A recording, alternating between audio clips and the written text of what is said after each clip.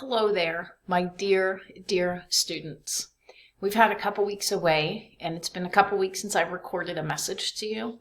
I want to let you know that I still think about you daily, that I miss our greetings, either an elbow bump, a foot tap, a fist bump, a high five, a hug as you come into the library. Miss sharing books with you, teaching you new technology skills, helping you find the book that's just right for you, and watching you grow and interact and learn.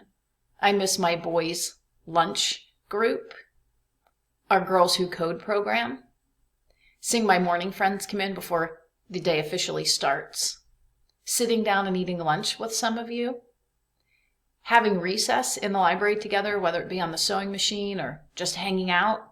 I miss those things, and I want to let you know that whenever we carry on again and move forward, we'll make our program special, and we'll still have time to grow and bond and do neat things and learn together.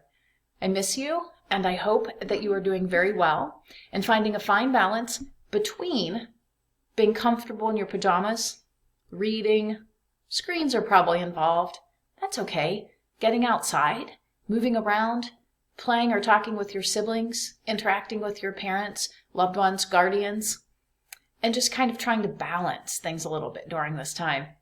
If you're in 5th grade, remember, if you check your Google Classroom, you will see that you have a kid blog.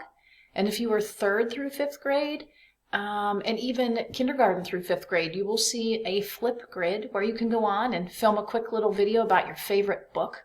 And then other people can check in and they can respond to your video with the video. It's a really neat way for us to stay connected during this time. I will attach that link to this email just in case you have misplaced it. Again, I miss you all, and I look forward to seeing you again sometime soon. Bye.